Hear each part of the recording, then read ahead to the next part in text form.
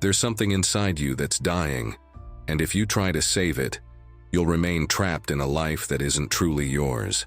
What if I told you that the person you believe yourself to be isn't really you? That your personality, your fears, your reactions, and even your desires have been programmed, shaped by external voices, past experiences, and inherited beliefs. This video is a warning, because what you're about to hear won't strengthen your old self. It will destroy it. It will dismantle the mental structure that keeps you trapped in a limited version of yourself. There's a point in the journey where the seeker needs to die so that the awakened being can be born. The destruction of the old you isn't tragedy, it's liberation. The collapse, the emptiness, the inner chaos, all of this is the cocoon that precedes flight.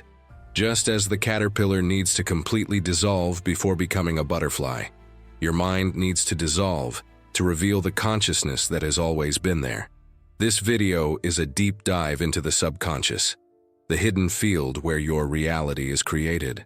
We will explore how the ego maintains its prison, how the fear of dissolution prevents awakening, and how to rewrite the codes that control your life. We will not talk about positive thinking, but about mental alchemy, about spiritual rebirth through the death of the false self. Get ready, because in the end, the you who is listening now may no longer exist, and that is the beginning of freedom. What if destruction is not the end, but the beginning? When you hear the phrase, destroy your old self, the ego trembles. It imagines annihilation, loss, chaos. But what's really being destroyed is not you. It's the illusion that you've mistaken for yourself. The mind, conditioned by years of repetition and trauma, builds a cage so familiar that you start calling it home. And the first step toward awakening is to realize that the walls you've been trying to escape were never real. They were psychological projections, reflections of inner beliefs solidified by habit. You see, the old self is not a single entity. It's a collection of patterns. Every reaction, every emotional loop, every identity you defend is a thread in the fabric of that illusion. Think of it like a mask made of memories. Every smile, every fear, every I can't or I am this way, layered over time until it feels permanent.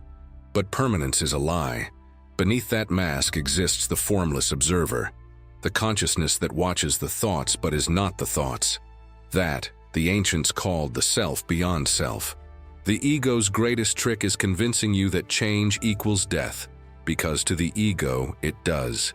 The ego is a story, a narrative that says, I am this kind of person, I have this past, these goals, this pain. It clings to its identity like a drowning man clings to driftwood, but awakening demands you let go. When you release those stories, something extraordinary happens. Silence. The mind's noise begins to dissolve, and for a moment, perhaps the first time in your life, you feel presence. Unfiltered, infinite, raw presence. Psychologists call this process ego death. Mystics call it awakening. In truth, it is the same phenomenon described through different languages. When the false identity crumbles, the subconscious, the hidden architect of your behavior, becomes visible. You start seeing how deeply you've been programmed. From childhood, every word, every emotional imprint becomes a line of code within the subconscious mind. Those codes form the invisible architecture of your reality. The subconscious doesn't judge or interpret, it executes. Whatever image it receives repeatedly, it accepts as truth and manifests externally through your choices, emotions, and the coincidences that shape your life. That's why change feels impossible for most people. You can't build a new life with the same subconscious programs that created the old one. Affirmations, goals, and motivation are like painting over rust. The surface changes, but the decay continues beneath. To truly transform, you must go deeper, to the very roots of perception itself. Imagine a projector in a dark room. The film inside is your subconscious programming. The screen in front of you is your life. You can run to the screen, scream at it, try to rearrange the images, but unless you change the film, nothing truly changes.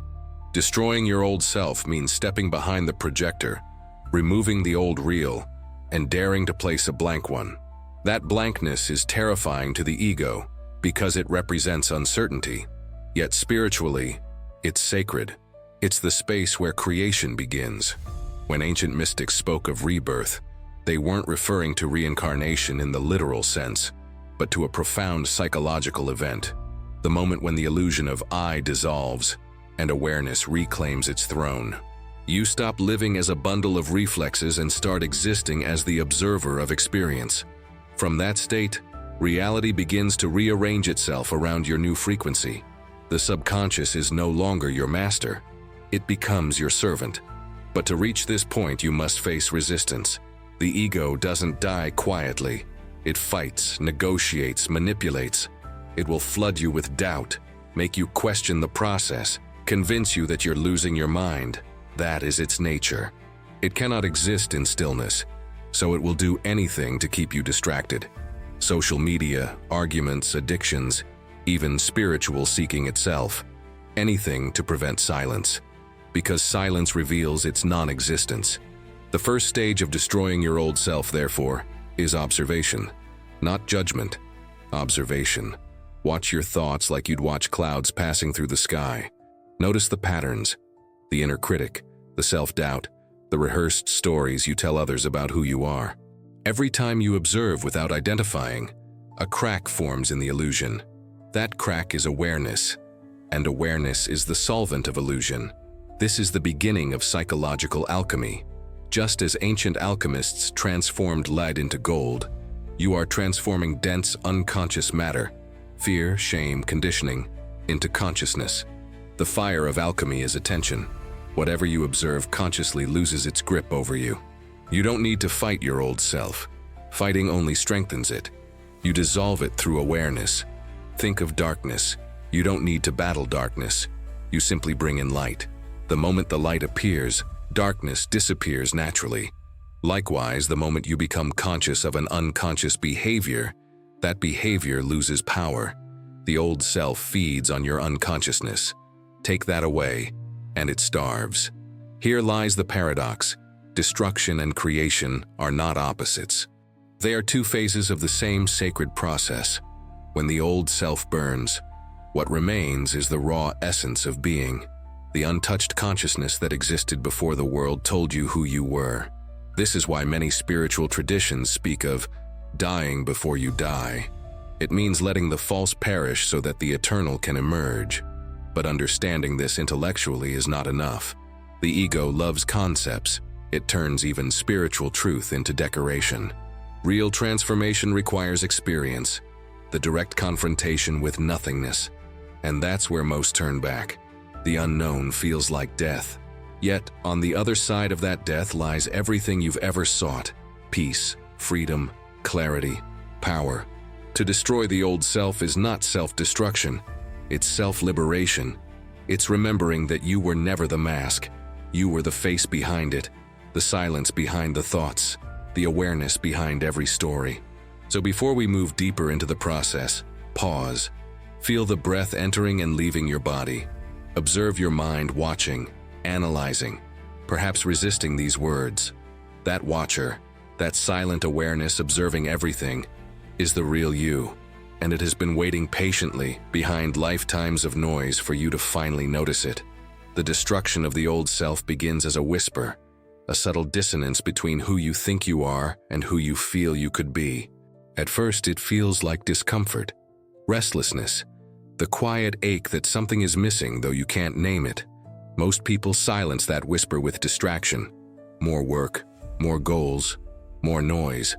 But for those who dare to listen, that whisper becomes a roar. It is the soul calling for alignment.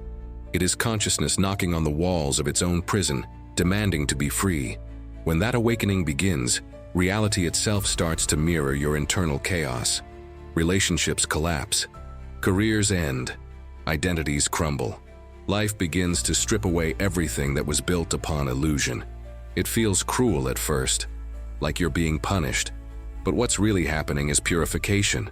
The universe, or the subconscious field that creates it, is reorganizing itself around your new frequency.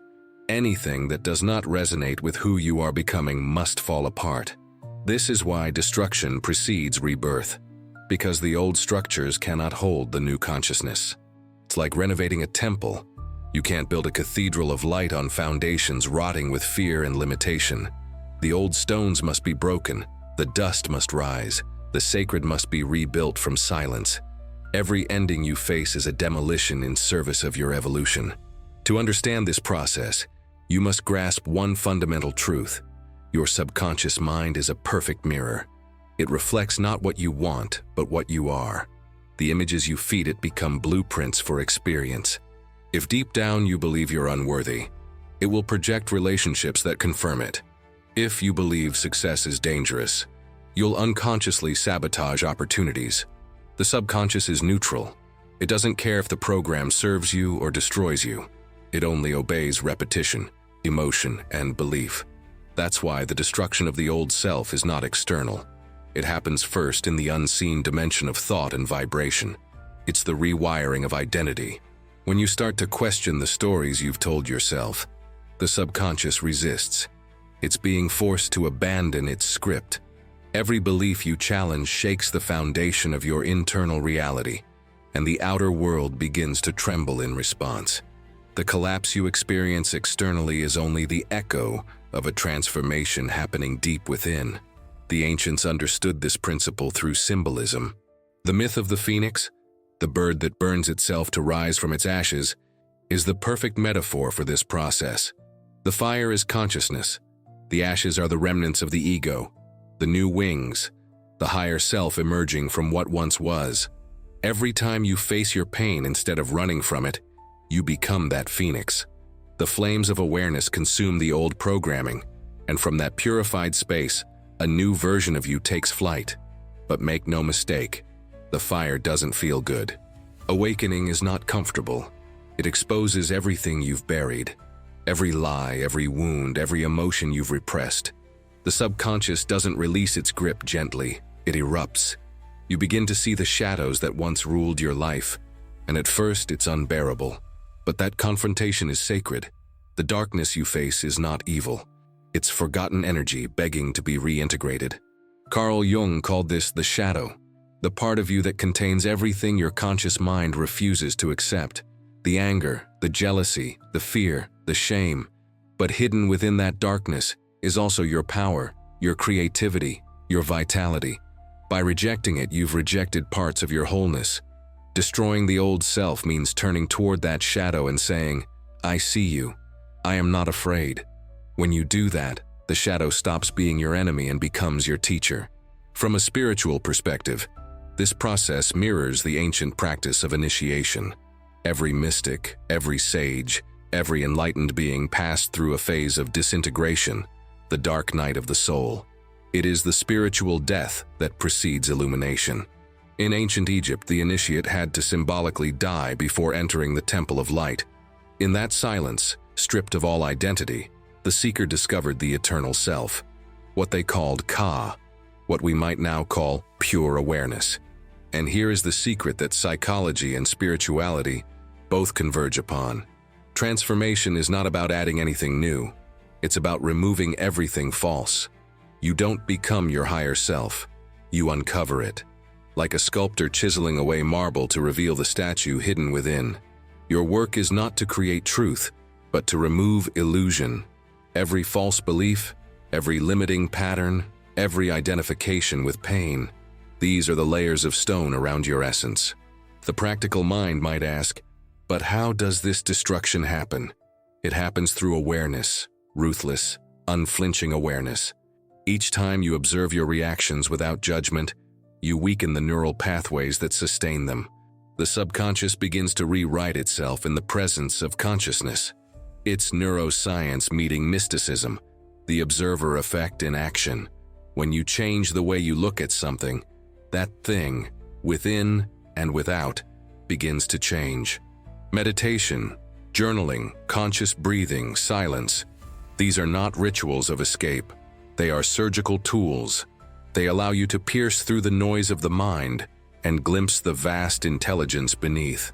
When you sit in stillness long enough, the ego's illusions begin to dissolve like mist under sunlight. You realize that your thoughts are not you.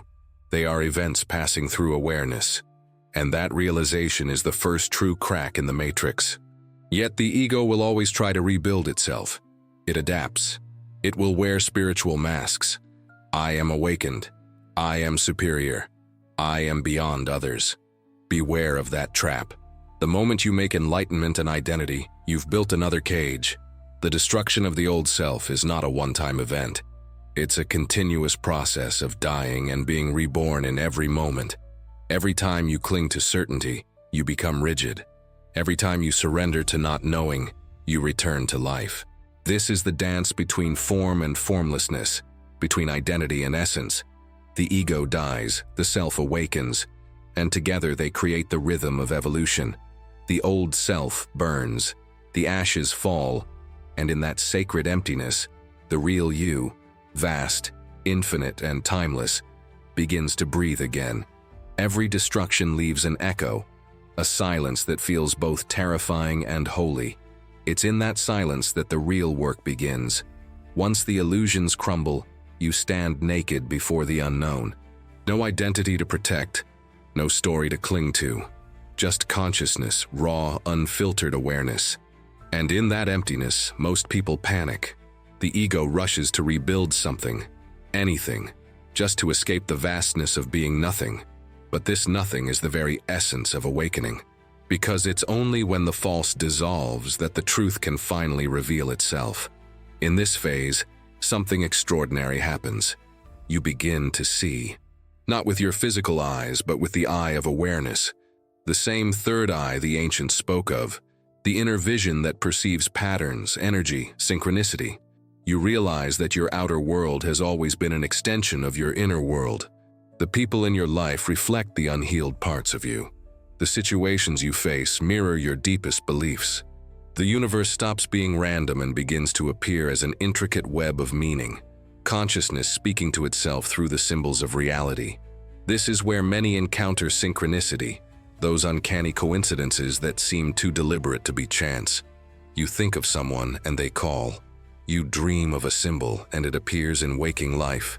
These are not accidents. They are feedback from the subconscious. Signs that the inner and outer worlds are beginning to synchronize. As you destroy your old identity, your vibration changes and reality rearranges to match it. The universe is not outside you. It is the mirror of your frequency.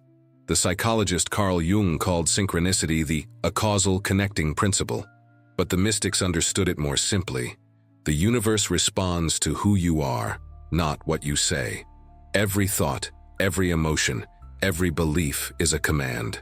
The subconscious mind, connected to the infinite intelligence of existence, executes it flawlessly. This is why, after the destruction, comes creation. The space that once held limitation becomes fertile soil for new potential. But here's the paradox. The moment you realize your power, the ego tries to claim it. It whispers, "I am the creator now. I can manifest anything." Yet this too is a trap. Because the real power doesn't belong to the I, it flows through it. The more you surrender, the more life aligns effortlessly. True mastery is not control, it's harmony. The awakened self doesn't force reality, it dances with it. It listens to intuition, moves with flow, and allows the unseen intelligence of the subconscious to guide the visible world. And this guidance isn't mystical in the fantastical sense. It's deeply practical. The subconscious processes millions of data points beyond your conscious awareness. It knows what's coming before you do. It aligns coincidences, nudges you through intuition, and orchestrates outcomes with precision. What seems like luck or magic is simply resonance. Your internal state vibrating at a frequency that attracts matching experiences. The destruction of the old self was never meant to leave you empty. It was meant to make you clear. When the old noise fades, you become a vessel through which life itself can express its intelligence. This is the state of synchronicity, of flow, of divine timing. The zone where the subconscious and the conscious merge. In this state, you stop chasing and start receiving. You stop striving and start aligning. You move from force to frequency.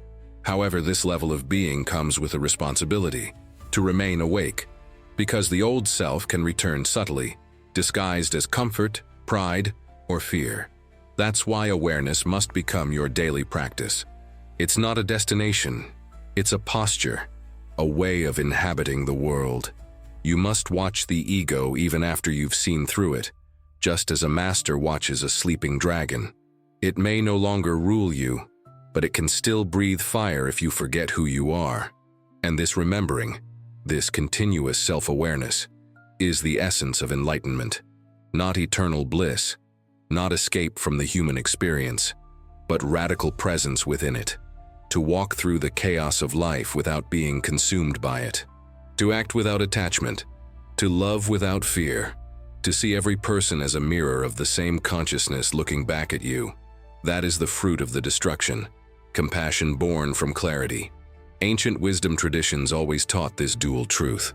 You are the dreamer and the dream, the observer and the observed. When the illusion of separation falls, life becomes a dialogue with itself. You realize that you were never trying to manifest anything.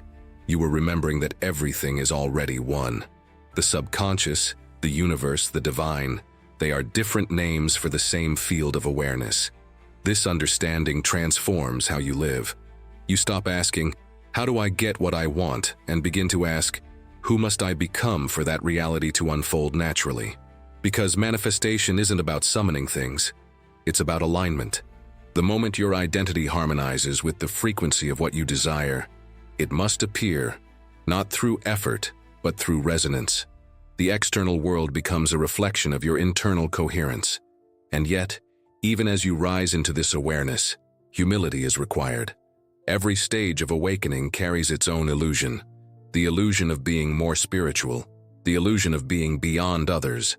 These are just new masks for the same ego.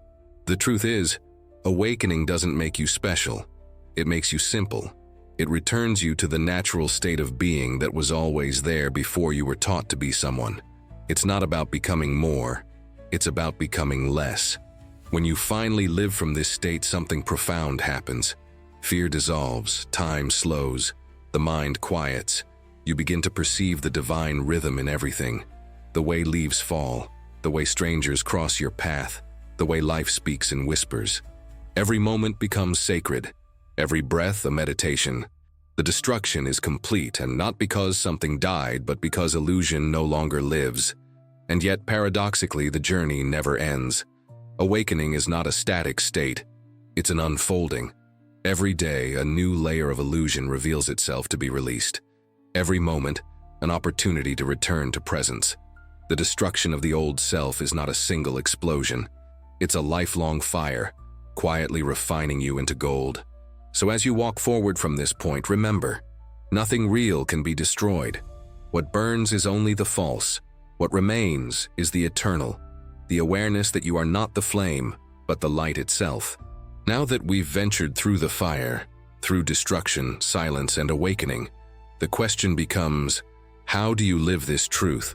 How do you carry this awareness into the ordinary rhythm of your days, where the noise of the world tries endlessly to pull you back into sleep? The answer lies not in more knowledge, but in embodiment, in transforming insight into practice, and practice into state. Because enlightenment that cannot be lived is only theory, and theory never set a soul free. The first key is awareness through stillness.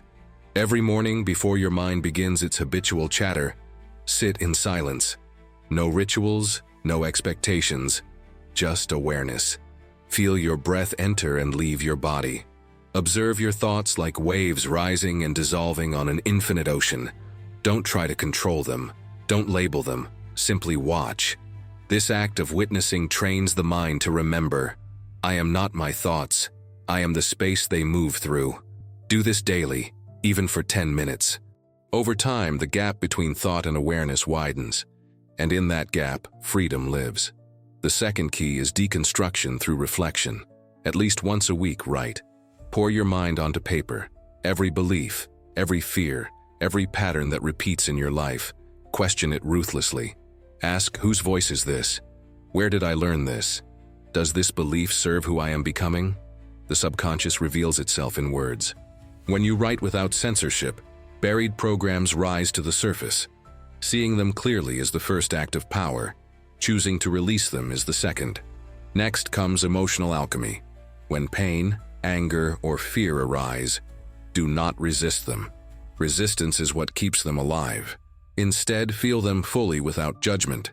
Imagine each emotion as energy seeking release, not punishment seeking attention. Breathe into it. Give it space to move through you like a storm passing through open sky. In that surrender, the energy transforms. What was once heaviness becomes clarity. The subconscious rewires itself in the presence of unconditional acceptance. You do not heal by fighting emotion. You heal by feeling it completely. The fourth key is reprogramming through imagination. The subconscious speaks the language of symbols and emotion. You can't reason with it. You must show it. Visualization, when done with deep feeling, becomes the dialogue between consciousness and the subconscious. Each night before sleep, the moment when your mind hovers between waking and dreaming, visualize yourself as the being you wish to become. Feel it as real. Don't force the image. Let it bloom naturally. The subconscious accepts what the conscious mind feels as true. Over time, your outer life will begin to reflect the new blueprint encoded within. Then comes alignment through action. Awareness without action is inertia. Once your inner state shifts, your outer choices must reflect it. If you believe you are free, stop living like a prisoner. If you claim abundance, stop speaking scarcity. Each action either reinforces your old identity or anchors the new one. The universe listens not to what you intend, but to what you embody. Walk as the version of yourself that already exists beyond fear. Speak, decide, and move from that frequency, even when doubt whispers, especially then. Still, the path of destruction and rebirth is not linear. You will fall back into old patterns. The ego will disguise itself again. The mind will seek certainty. This too is part of the process. When it happens, practice gentle awareness. Don't condemn yourself for forgetting. Celebrate the moment you remember. The one who notices the fall is already rising. Awakening is not measured by perfection but by presence. You don't lose consciousness. You temporarily dream again. And every time you wake deeper. To sustain this transformation, integrate sacred solitude. The modern world glorifies noise, movement, and productivity. But true creation happens in stillness. Spend time alone, not in isolation but in communion with your own awareness. Walk in nature without a destination. Observe the subtle intelligence of life, the rhythm of wind, the geometry of leaves, the way light bends through shadow. The same intelligence that moves the cosmos moves through you. To feel that is to remember your divinity, not as concept, but as lived reality. Finally, cultivate trust. The mind wants control. The soul thrives in surrender. Destruction, after all, is not chaos. It's reorganization by a higher intelligence. When things fall apart, don't rush to fix them. Ask instead, what truth is trying to emerge here? Sometimes the universe must break what no longer serves you to make space for what truly belongs. Trust the timing, trust the process. Even in silence, even in loss, you are being sculpted by an invisible hand. These practices are not rules. They are reminders. Tools to help you remember the truth beneath the noise. And the truth is simple.